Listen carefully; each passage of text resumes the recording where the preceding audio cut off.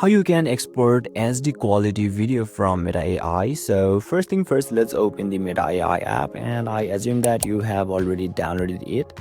So once you open it, you will be able to see the interface shown in the screen. So you can also see there is three lines at the top left corner of this section. So just tap on that three lines button, and once you tap on it, you can see there is lots of options in here shown in screen.